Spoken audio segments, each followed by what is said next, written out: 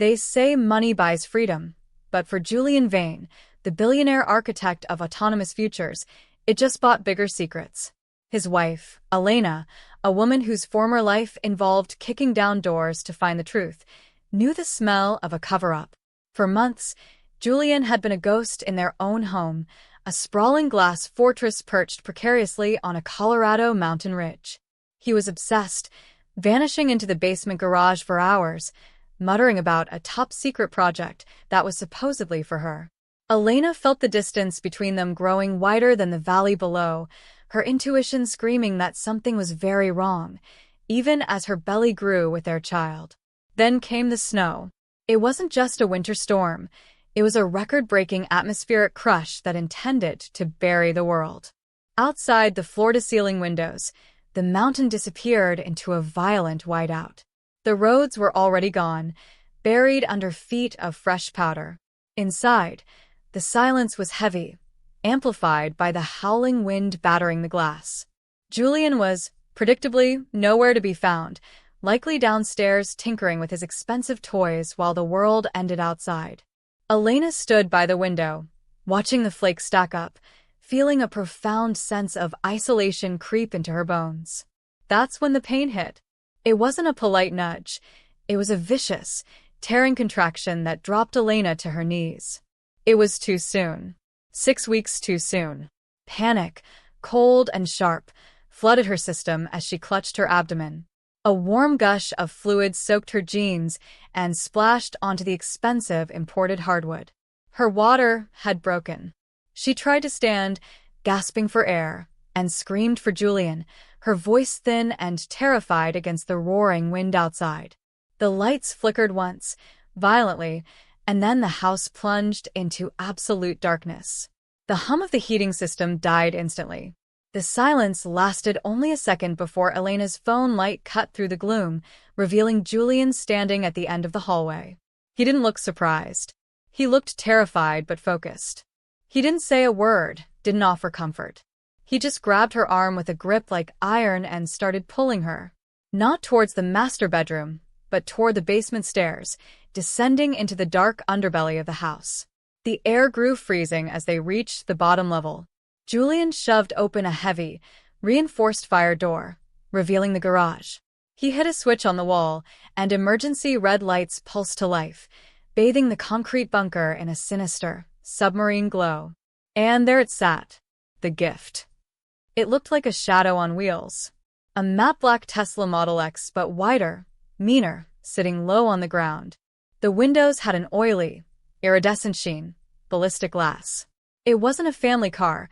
It looked like urban warfare armor.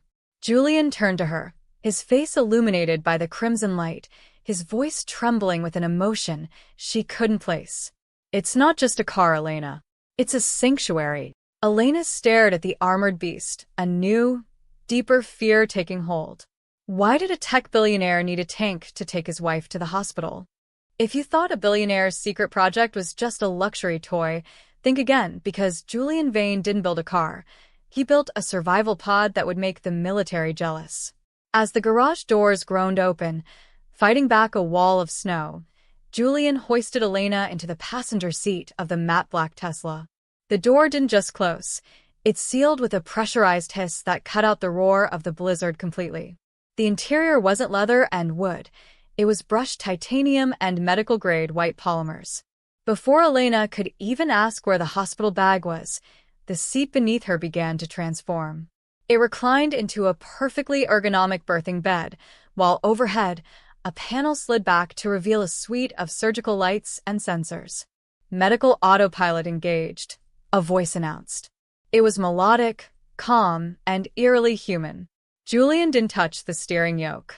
He punched a sequence into a hidden keypad on the dash, and the Tesla lurched forward, its custom treads biting into the frozen earth. Outside, the world was a chaotic blur of white, but inside, the air was filtered, oxygen-rich, and unnervingly quiet. Julian's hands were white-knuckled on his knees, his eyes darting between the monitors displaying Elena's heart rate and the infrared feed of the road. He wasn't acting like a husband going to the hospital. He was acting like a man escaping a war zone. Elena's breathing hitched as another contraction rolled through her. She reached into the glove box, looking for a cloth to bite down on, but her hand brushed against something cold and plastic. A burner phone. It was cheap, out of place in a multi-million-dollar vehicle, and it was vibrating. She flipped it open. A single recurring text message from an unknown number filled the screen. "Don't let him lock the doors. He's not taking you to the hospital." Elena's blood ran colder than the storm outside. She looked at Julian, but he was staring at the central console, his jaw set in a hard, uncompromising line. "Julian, look at me," Elena whispered, her voice trembling. He didn't turn. Suddenly, the central console screen flickered, the high-resolution map recalibrating. The bright blue line leading to the city hospital vanished, replaced by a jagged red path heading deep into the unmapped wilderness of the North American mountains. The destination was a set of raw coordinates, miles from any civilization. Panic flared in Elena's chest, sharper than the labor pains. She reached for the electronic door latch, pulling it twice, 3 times. Nothing. The screen flashed a red icon. "Child lock/security protocol active." "Open the door, Julian," she screamed, but the car only accelerated. The electric motors hummed with a predatory whine as the Tesla pushed 90 miles per hour on a winding cliffside road covered in black ice. Julian's eyes remained fixed on the whiteout ahead, his reflection in the glass looking like a stranger's. He manually overrode the speed governor, the car fishtailing slightly before the AI corrected the slide with superhuman precision. They were flying through a graveyard of pine trees and ice, and as Elena looked back at the flickering burner phone, she realized the man sitting next to her wasn't just her husband. He was her captor. But if Julian wasn't taking her to the hospital, where exactly was he taking their unborn child? Imagine being trapped in a glass and steel box, screaming in labor, while the car you're in literally starts fighting your husband for control. Just as Elena was about to demand Julian stop the car, a pair of blinding LED high beams exploded in the rearview mirror. Out of the whiteout emerged 3 massive black SUVs, their grilles reinforced with heavy steel brush guards. These weren't police, and they weren't paramedics. They were the hounds of Vane Tech. Julian's jaw tightened as he gripped the steering yoke, his knuckles white. "Who are they, Julian?" Elena screamed, a massive contraction racking her body. "The board of directors."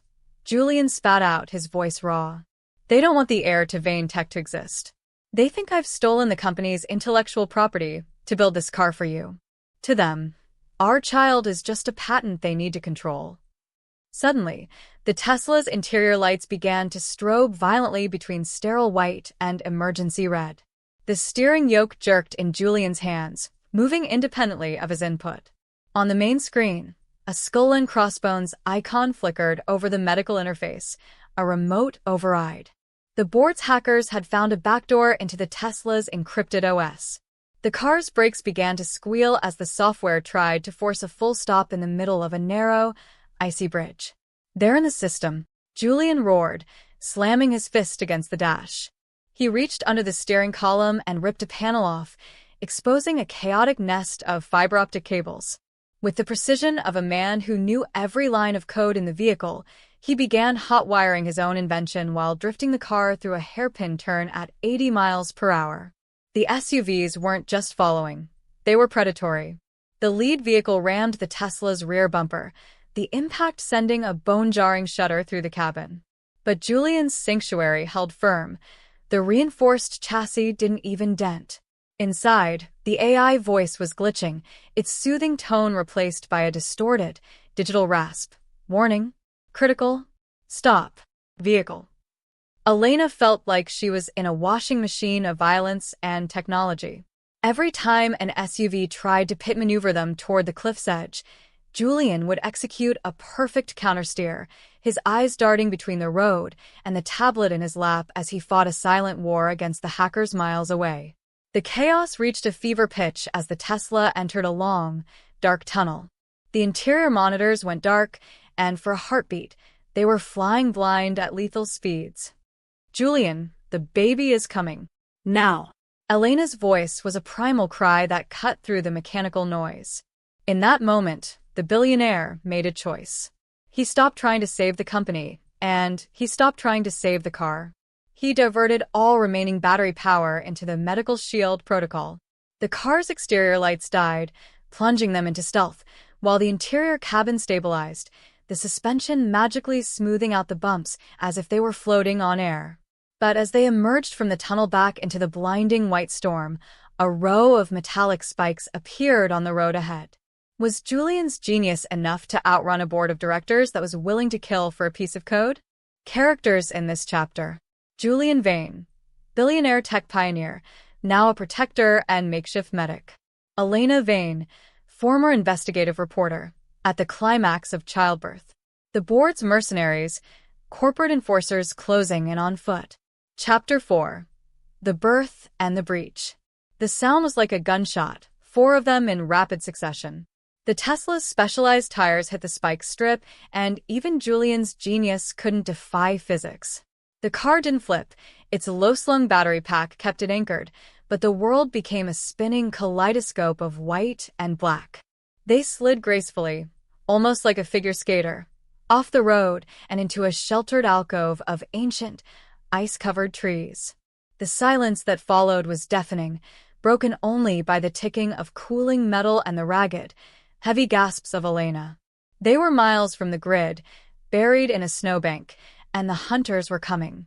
Outside, the blizzard provided a momentary shroud, but through the thermal sensors on the dash, Julian saw the heat signatures. The SUVs had stopped. Men were emerging, dark shapes against the whiteout, carrying specialized equipment to breach the ballistic glass. Julian didn't reach for a gun. He reached for a sterile medical kit that slid out from the center console. "They're here, Julian," Elena whispered, her voice cracking as a final, monumental contraction seized her. Julian grabbed her hand, his eyes burning with a fierce, protective light. "They aren't getting in, Elena. And you aren't going anywhere but through this." He punched a final command into the damaged interface. Protocol. Bastion. Suddenly, the Tesla transformed into a fortress. High-intensity strobe lights mounted on the roof began to pulse at a frequency designed to induce vertigo and nausea in anyone approaching. A low, thrumming acoustic frequency, a non-lethal sonic weapon, rippled through the air, vibrating the very snow around the car. The mercenaries outside stumbled, clutching their heads as the car's defense mode turned the clearing into a zone of sensory overload. Inside the pressurized cabin, the world was a different story. Julian was no longer the cold billionaire. He was a man focused entirely on the miracle happening in the passenger seat. With the car's AI providing real-time medical guidance through the speakers, Julian acted as both bodyguard and midwife. He watched the monitors, guided Elena's breathing, and prepared to catch the future of the Vane legacy. The sound of heavy tools banging against the reinforced glass was a rhythmic thud, like a heartbeat from a monster outside, but it couldn't drown out the sound of life. Then it happened. A sharp, piercing cry shattered the tension of the hacking alerts and the metallic thuds. In the middle of a digital siege, under the glow of red emergency lights and the shadow of corporate assassins, a baby boy entered the world. Julian held the squalling infant, his hands shaking for the first time in his life. He wrapped the child in a thermal blanket provided by the car's automated system. For a second, the world outside didn't exist, until a heavy-duty thermal lance began to cut a glowing orange circle into the roof of the car. The breach had begun. The tires are blown, the roof is being cut open, and the world's most dangerous board of directors is seconds away from a breach. But inside this blackened shell of steel, a miracle just happened. Julian Vane just became a father in the middle of a war zone, holding a child that his own company wants to treat as a commodity. The strobe lights are blinding the enemy for now, but the thermal lances are burning through the sanctuary. Julian has one card left to play, and it's a gamble that will either save his family or leave them frozen in the Colorado wilderness forever. Would you trust a man who led you into a trap to be the one who leads you out? The baby is here, but so are the bad guys. Do you think Julian has a backup plan, or is this the end of the line? Type Plan B if you think he's got one more trick. The orange ring on the roof was almost complete. Molten metal dripped onto the floor mats as the board's mercenaries prepared to peel the Tesla open like a tin can. But Julian Vane wasn't looking at the ceiling. He was looking at a countdown on his watch. Just as the metal slab was kicked inward by a heavy boot, the car's software let out a sharp, triumphant chime. The virus hadn't won. Julian had been baiting the hackers. By air-gapping the car's core processor, he had forced the board to use a localized signal that he just traced back to their primary server. With a single tap, he didn't just lock them out. He wiped their tracking data from the face of the earth. "Hold him tight," Julian whispered, shielding Elena and the baby as he slammed a hidden physical override. Suddenly, the Tesla's signature gull-wing doors didn't just open. They fired upward with explosive force, knocking the breaching mercenaries backward into the deep snow. But they weren't in a forest clearing anymore. While the attackers had been blinded by the strobes, Julian had used the car's secondary electric motors to crawl through the brush to a flat, hidden stretch of asphalt, a private, decommissioned runway. Out of the whiteout, a massive shadow descended. It wasn't a drone or a police chopper. It was a C-130 cargo plane, its belly open and ramp lowered, screaming onto the runway with its lights blacked out. The Tesla roared to life, its shredded tires screaming on the pavement as Julian floored it.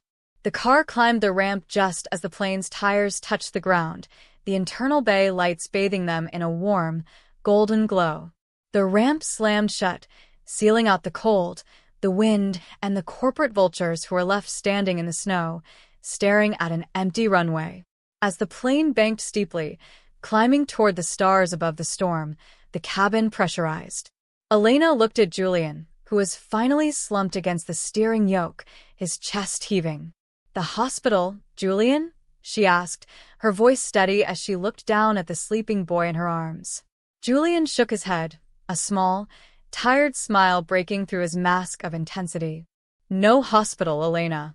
No records. No digital footprints. We're going to a place where Vane tech doesn't exist." The billionaire hadn't built a car to impress her. He had built a getaway vehicle to save them from the world he had accidentally helped create. They were off the grid, truly free.